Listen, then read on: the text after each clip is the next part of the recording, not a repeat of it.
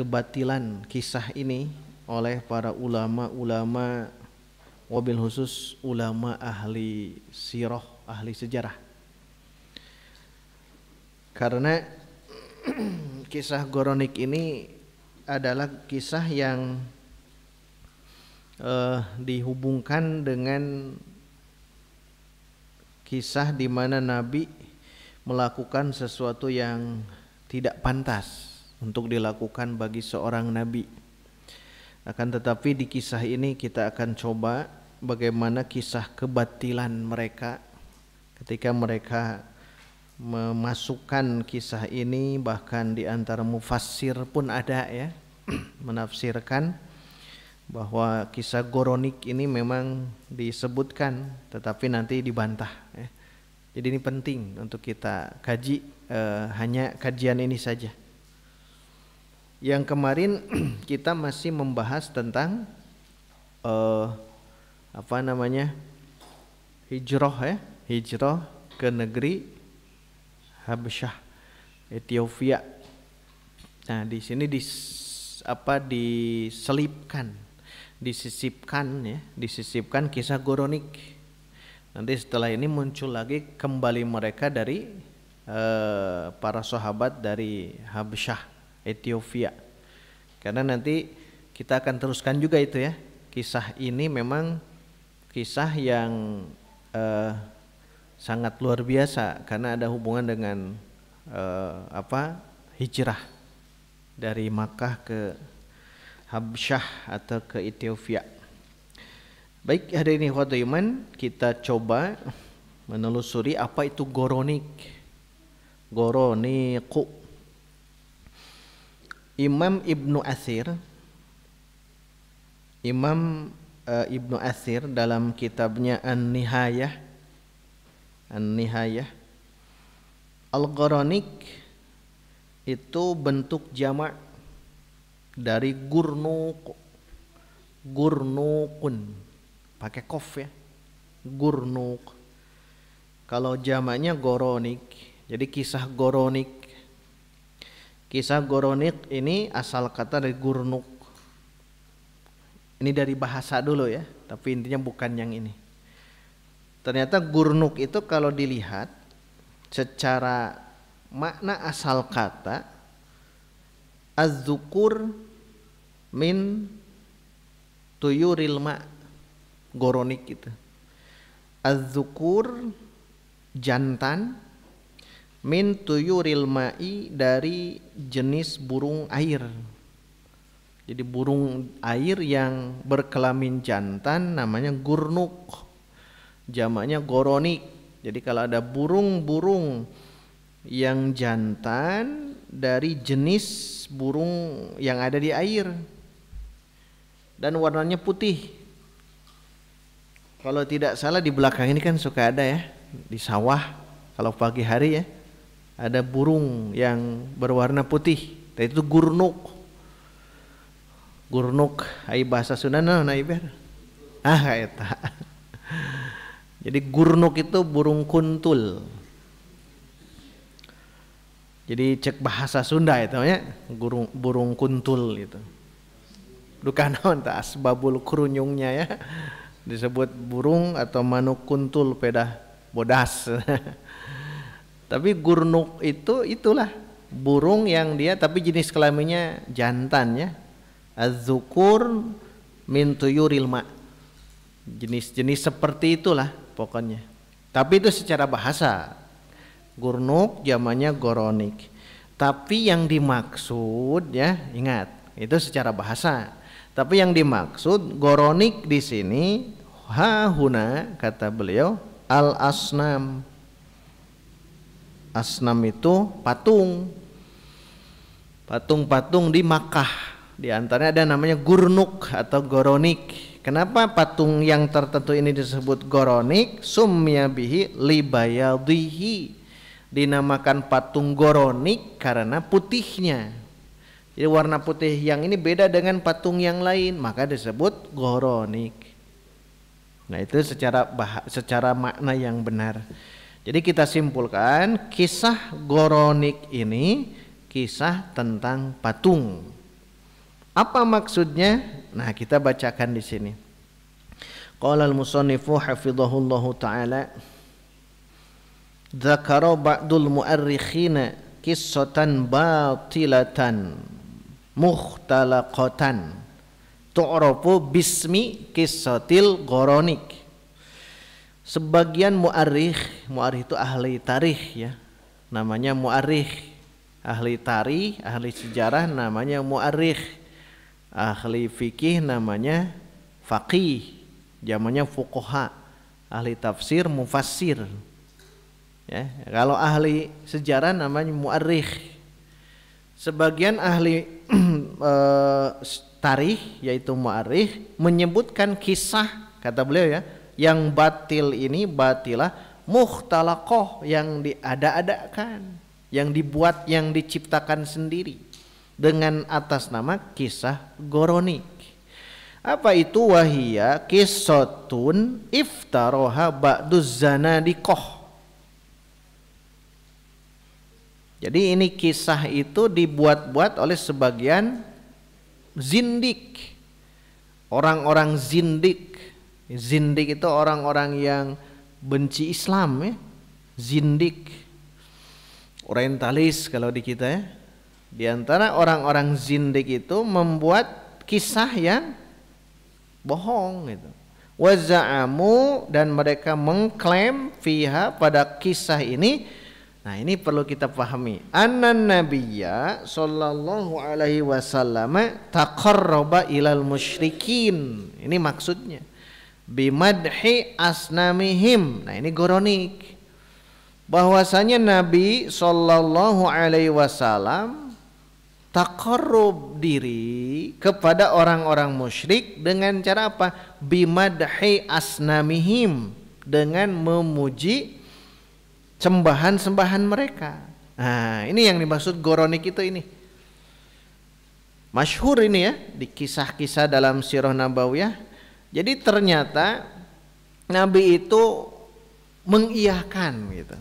Mengiyahkan mengiyahkan bahwa beliau itu memuji patung-patung kepada orang-orang musyrik. Memuji,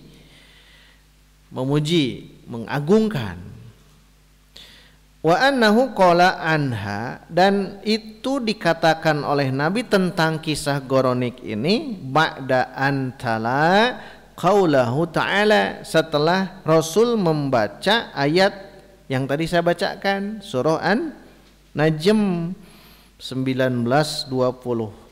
A'udzu billahi minasyaitonir rajim. Afara'aitumul lata wal uzza wa manata tsalitsatal ukhra. Apakah kalian memperhatikan Lata, Uzza, Manat yang ketiga? Lata, Uzza, Manat. Nah, ini kan patung. Patung yang ini disembah oleh orang-orang musyrik. Lalu Nabi mengatakan qala. Nah, ini menurut ini ya, kisah-kisah yang mereka klaimkan kepada kisah sejarah Nabi. Kata Nabi, katanya, tilkal Ghoronikul ula, itu adalah Ghoronik yang agung. Wa inna syafa'atahunna laturtaja, bahwasanya meminta syafaat kepada Lata, Uzza, Manat itu laturtaja, diharapkan. Kan ini pernyataan ini. Pernyataan Nabi bahwa Nabi itu katanya ketika turun ayat yang ini atau dibaca surah yang ini, afara'aitumul lata wal uzza wa manata tsalitsatal ukhra, kata Nabi, tapi ini kisah yang salah ya, batil tadi disebutkan, itu adalah Ghoronik yang mulia, di mana sesungguhnya memohon syafaat kepada mereka itu sangat diharapkan. Tuh kan itu ke Nabi itu ya.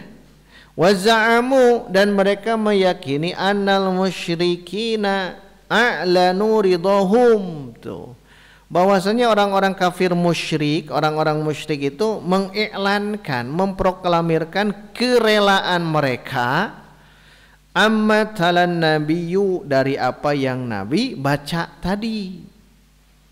Maksudnya begini, disepakati gitu, ridho, rela ketika Nabi memuji patung-patung berhala itu, Lata, Uzza, Manat. Ini kisah goronik namanya. Fasajadu, maka mereka orang-orang musyrik pun sujud ma'ahu bersama Nabi, hina sajada, ketika Nabi pun sujud. Nah ini kita tahu kan surah An-Najm itu ada ayat diperintahkan untuk sujud, namanya ayat sajdah. Ayat sajdah, sujud yang dilakukan namanya sujudut tilawah atau sujudul Quran di An-Najm itu. Nah ketika Nabi membaca ini, An-Najm itu Makkiyah ya. Ketika Nabi membacakan surah An-Najm ini, ketika dibaca afara'aitumul Lata wal Uzza wa manata tsalitsah ukhra, Nabi mengatakan tadi memuji gitu ya, Lata, Uzza, Manat. Nah nanti di ayat di akhirnya atau di pas ada ayat sajdah itu Nabi sujud, maka mereka pun ikut sujud. Orang-orang musyrik itu disebut goronik. Ingat, ini kisah batil. Pahami itu. Kadang-kadang kita harus mempelajari juga kisah-kisah yang batil. Kita berada dalam hak tapi harus tahu yang batil. Kita berada dalam tauhid tapi harus tahu yang syirik. Kita dalam sunnah harus juga tahu apa bid'ah. Wabidid diha tatamayyazul asya'a. Dengan kebalikannya akan jelas segala sesuatu. Kita ingin bertauhid, mau tidak mau harus belajar syirik. Belajar maksudnya mengetahui. Kita ingin tahu tentang kisah yang benar, harus tahu kisah yang batil. Karena ingat, akan ada madrasah sirah nabawiyah yang pernah kita jelaskan. Ada madrasah sunni, ada madrasah Syi'i, itu kan masing-masing berbeda. Madrasah Sunni dibagi-bagi lagi, ada yang ulama-ulama klasik, ada yang modern, ada yang kontemporer. Ulama-ulama ini kan cara memandang sirah nabawiyah berbeda. Bagaimana Syekh misal Syekh Sofiur Rahman Al-Mubarakfuri dalam Rahik Mahtumnya belum menjelaskan sirah nabawiyah yang nanti akan berbeda mungkin dengan ulama-ulama yang harus apapun harus berdasarkan ra'yu. Maka akan diantaranya akan menolak adanya mukjizat belah bulan, mukjizat Isra Mi'raj. Jadi di antara ulama muslim ada yang begitu. Karena apa? Karena perspektif cara menelusuri sirah nabawiyah itu masing-masing berbeda, termasuk perspektif Syiah.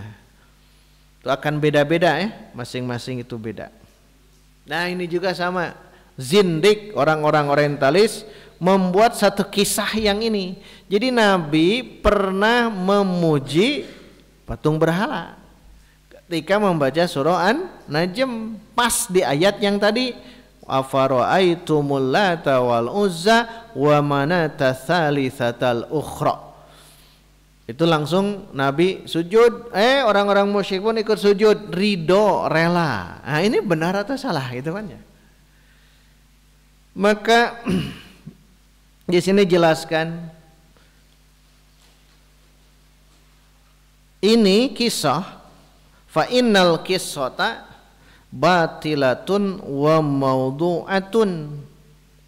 Kisah ini goronik ya, batil. Maudu'ah teh palsu. Kenapa? Karena Nabi tidak mungkin seperti itu. Di surah An-Najm awal kan dijelaskan wa ma yantiqu anil hawa in huwa illa wahyu yuha.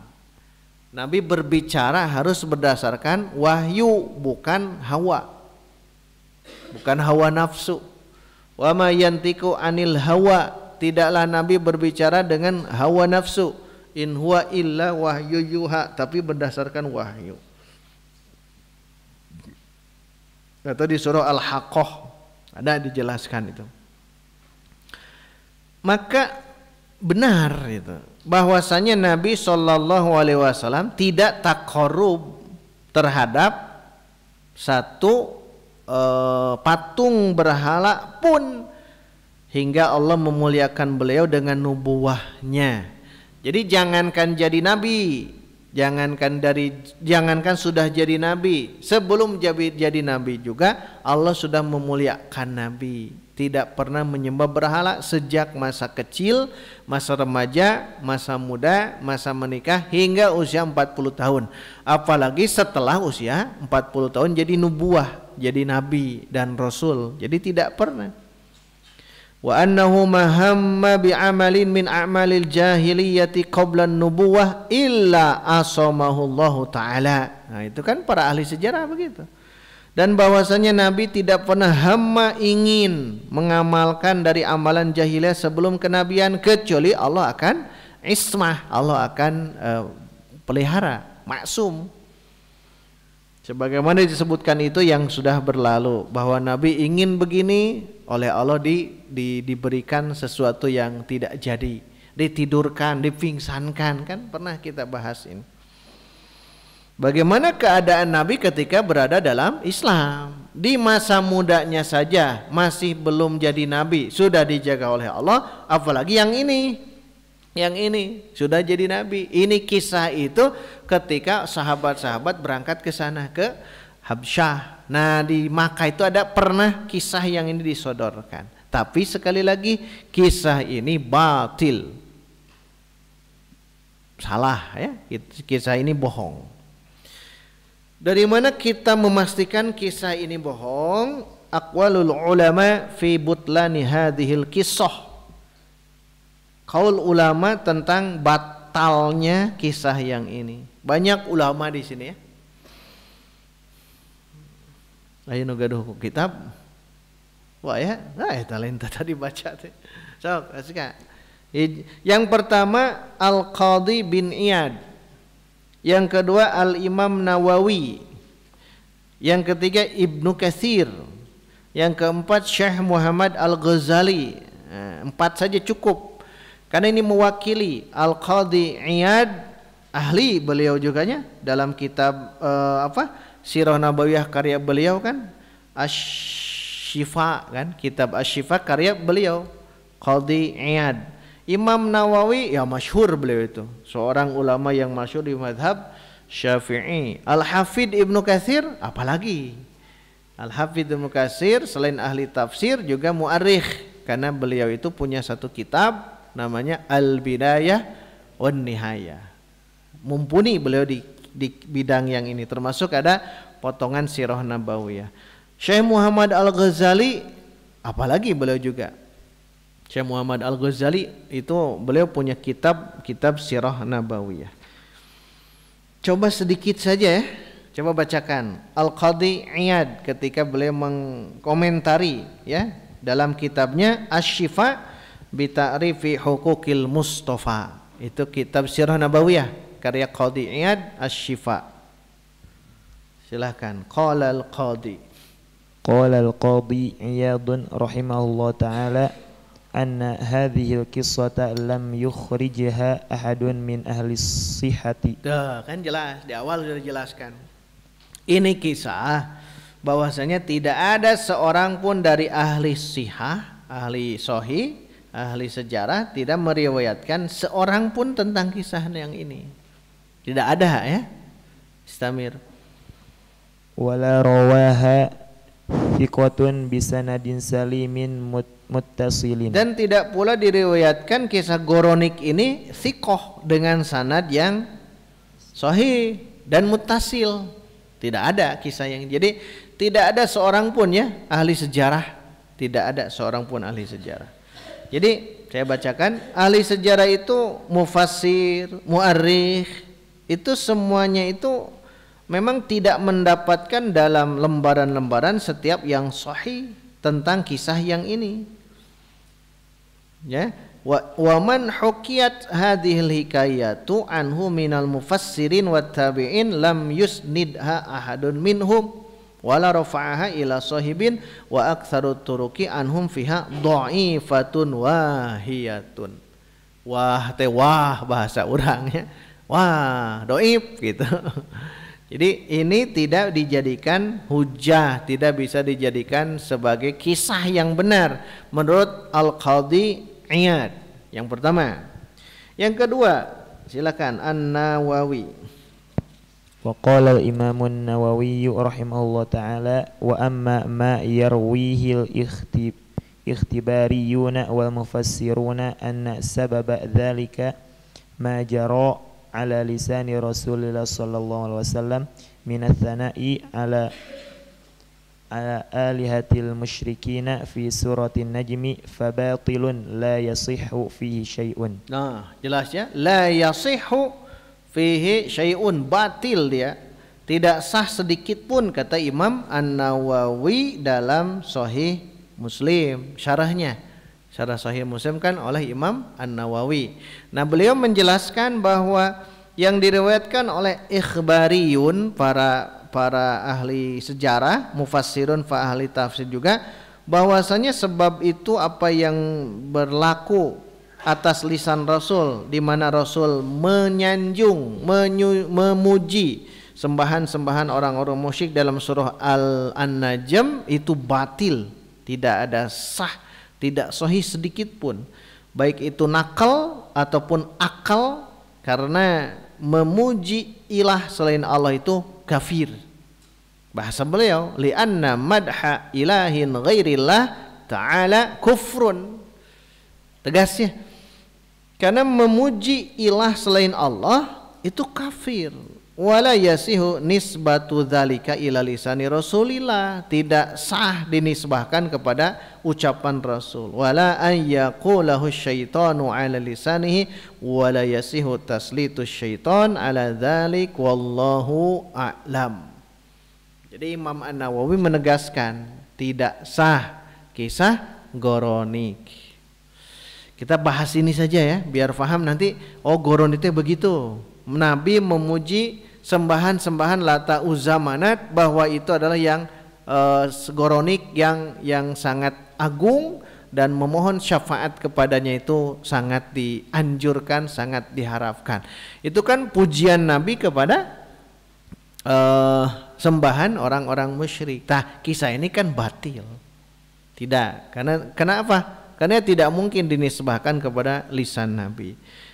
Itu yang kedua. Yang ketiga, Al-Hafidh Ibnu Katsir, tapi ini lihat dalam tafsir Ibnu Katsir ya, di surah An-Najm. Di surah An-Najmnya, afara'aitumul lata wal uzza wa manata tsalitsatal ukhra. Nah, lihat di ayat, di tafsirnya.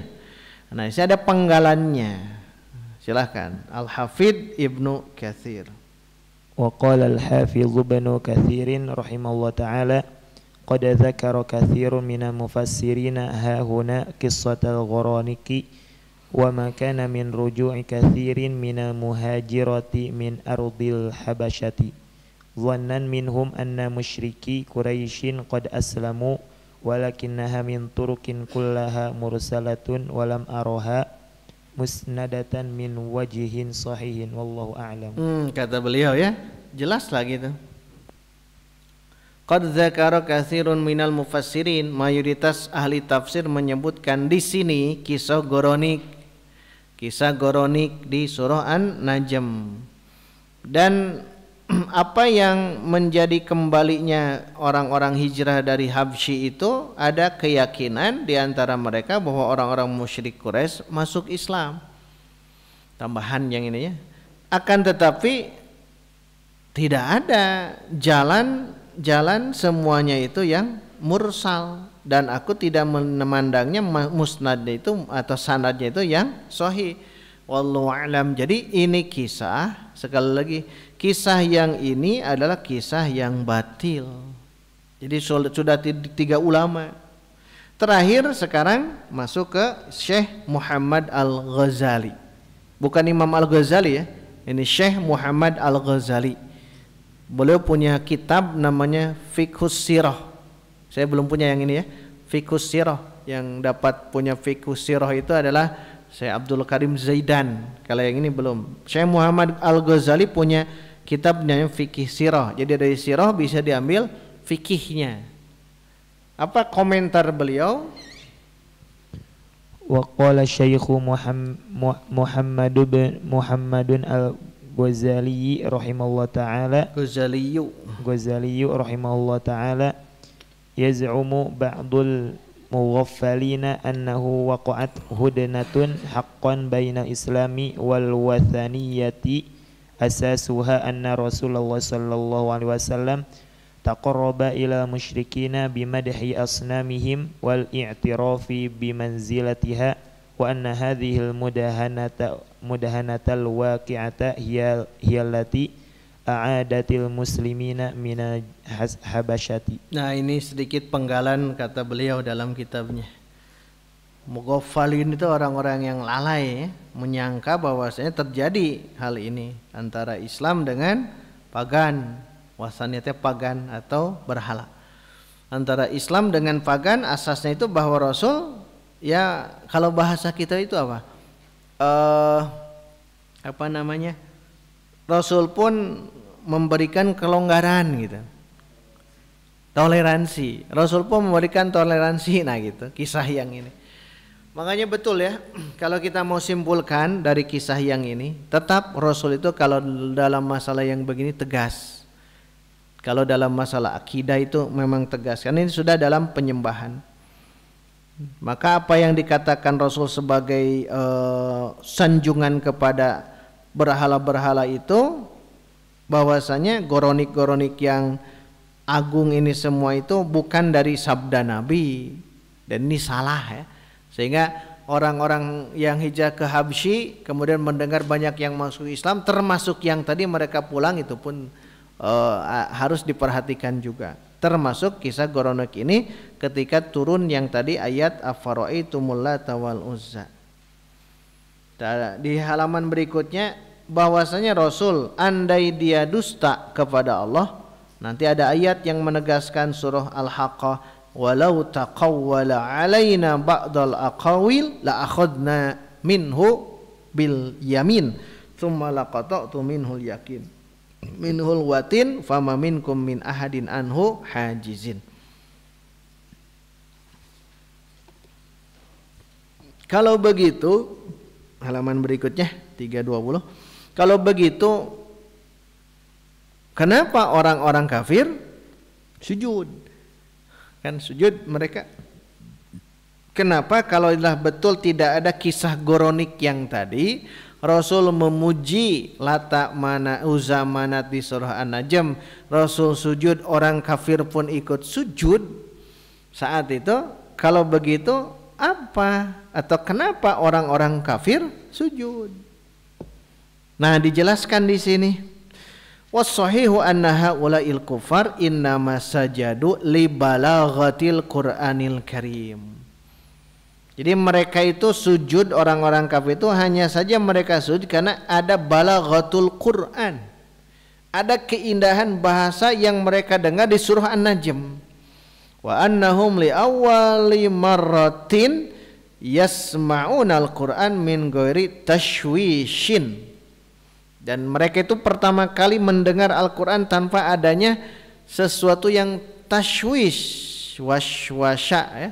Syawwasya yushawishu tashwish, tidak ada sesuatu yang dicari celah buruknya gitu. Jadi ketika mendengar surah An-Najm itu merasa terperangah, terperanjat dan merasa kagum. Yang akhirnya mereka itu ikut sujud. Nabi sujud. Bahkan Syekh Safiur Rahman Al-Mubarakfuri dalam Rahik Maktumnya, beliau menjelaskan panjang lebar tentang ini. Tapi intinya tetap saja bahwa mereka itu mendengar itu li'anna uslubahum al-mutawassilakana huwal amalu bima yatawasaw bihi ba'duhum ba'dhan. La tasma'u li hadzal Qur'an walghaw fihi la'allakum taglibun, gitu kan kata orang musyrik kepada kawan mereka, la tasma'u, jangan kalian mendengar Quran ini, walghaw, acuhkan, abaikan pada Quran itu, la'allakum taglibun, supaya kalian nanti menjadi yang menang. Menunjukkan apa? Quran itu banyak ya, qisasun katsirah tadullu alan biharil kufar bil Quran. Banyak kisah ya, di sini jelaskan banyak kisah-kisah yang membuat terperanjat, terperangah, terkagum orang-orang kafir Quraisy saat itu terhadap Al-Quran. Kemarin sudah dijelaskannya yang 3 orang itu ya, datang di waktu malam ke Nabi, di rumah Nabi, Nabi sedang sholat tahajud. Di sini ada Abu Jahal, masih ingat ya? Di sini ada Abu Jahal. Sebelah sini ada Abu Sufyan. Sebelah sini ada Al-Akhnas bin Syuraik. Itu 3 hari 3 malam. Terus Masya Allah, itu kan banyak kisah-kisah ya, kisah-kisah yang membuat mereka itu merasa terkagum, bahkan langsung masuk Islam. Umar bin Al-Khattab masuk Islam hanya karena mendengar surah Toha ayat 1 sampai 5, masuk Islam. Di sini juga sedikit ada ya kisah Islam Jubair bin Mut'im. Jubair bin Mut'im halaman 322 dalam Sahih Al-Bukhari. Ini balaghah Qur'annya luar biasa. Jubair bin Mut'im, ketika itu Jubair berkata, sami'tun nabiyya sallallahu alaihi wasallam yaqra'u fil maghrib bit-tur. Aku mendengar Nabi membaca dalam salat maghrib surah At-Tur. Falam wat-tur wa kitabim mastur. Itu kan surah At-Tur. Falamma balagha hadhil ayah, kata Jubair bin Mut'im, dia masuk Islam akhirnya. Maka ketika sampai ayat yang ini, surah At-Tur ayat 35, 36, am khuliqu min ghairi syai'in am humul khaliqun am khalaqus samawati wal ard bal la yuqinun am indahum khazainu rabbika am humul musaytirun. Ketika mendengar itu, Jubair bin Mut'im langsung mengatakan, kada qalbi ayyatira, seolah-olah hatiku kalbu itu terbang ke angkasa. Saking apa? Saking membuat terkesima, terpesona di ayat yang ini.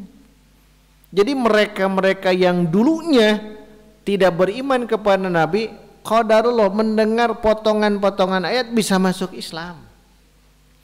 Ya tadi surah Toha 1 sampai 5 Umar bisa masuk Islam. Jubair bin Mut'im mendengar surah At-Tur ketika Nabi sholat maghrib, kan tidak sengaja. Nabi sholat maghrib dijaharkan surah At-Tur yang ini baca. Ketika mendengar am khuliqu min ghairi syai'in sampai akhir yang tadi, kada qalbi an yatiro, seolah-olah kalbuku itu terbang. Nah itu kisahnya banyak ya, banyak. Maka tidak aneh kenapa Nabi baca surah An-Najm kemudian beliau sujud,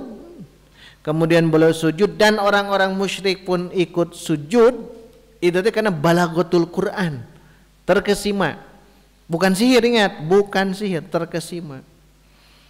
Bahkan ada kisah yang sebelumnya ya, di surah An-Najm itu ada orang yang dia itu cenah teu kudu sujud tilawah. Di mana itu ya? Tidak harus sujud tilawah. Dia orang mengatakan yakfini hadza gitu. Kata dia, cukuplah dengan mengambil tanah atau pasir ditempelkan ke kening, yakfini, tidak ikut sujud. Nah, itu kan tidak boleh itu ya. Karena akhirnya dia mati dalam kekafiran. Nah, di sini kisahnya memang panjang ya. Kisah bagaimana mereka masuk Islam. Jubair bin Mut'im, So'so'ah bin Muawiyah ya. So'so'ah bin Muawiyah, beliau juga ketika mendengar surah ini apa? Faman ya'mal mithqala dzarratin khairan yarah wa may ya'mal mithqala dzarratin syarran yarah. Kata So'so'ah bin Muawiyah, hasbi la ubali alla asma'a ghairaha. Cukuplah bagiku dan aku tidak peduli kalau tidak mendengar yang lain-lainnya kecuali yang ini saja. Famay ya'mal mithqala dzarratin khairan yarah wa may ya'mal mithqala dzarratin khairan yarah. Tuh, mereka itu cukup dengan ayat itu, udah cukup. La ubali alla asma'a ghairaha. Tidak peduli kalau saya tidak mendengar ayat yang lain. Yang penting manu iya menunjukkan keterbukaan mereka terhadap ini. Nah, banyak ya kisah-kisah yang ini. Termasuk Imam Syafi'i, andai kita mentadaburi surah Al-Asr saja, lau tadabbaron nas bihadhihi surah, andaikan manusia mentadaburi surah Al-Asr ini, wal asri, lawasi'athum, ada yang lain lakafathum, maka cukup untuk bekal kehidupan. Maka itu akan menjadikan sesuatu yang tidak merugi, karena surah Al-Asr itu menjelaskan tentang orang-orang yang berbahagia, orang beriman, orang beramal soleh, saling memberikan nasihat kebenaran dan saling bersabar. Nah itu banyak kisah-kisah itu semua, termasuk yang tadi ya. Hadirin ikhwatul iman, mungkin itu dulu ya yang bisa kita bahas. Di bawah itu masih ada hubungan dengan Muhajirin Habsyah masih ya. Jadi pekan depan masih kita masuk ke Muhajirin bin Habsyah, karena di situ ada Utsman bin Maz'un, di situ kisahnya ada Abu Salamah yang mereka itu ini dan nanti kembali lagi untuk kedua kalinya kembali lagi ke Habsyah, ke Ethiopia, dan ada kisah-kisah yang dhaif juga dijelaskan, dan ini kita akan bahas lagi di pertemuan berikut. Nanti kita sambung dengan masuk Islamnya paman Nabi, yaitu Hamzah bin Abdul Muttalib. Demikian yang dapat kita bahas, insyaallah kita akan teruskan di pertemuan berikutnya. Aqulu qouli hadza wa astaghfirullah li wa lakum walhamdulillahirabbil alamin. Wassalamu alaikum warahmatullahi wabarakatuh.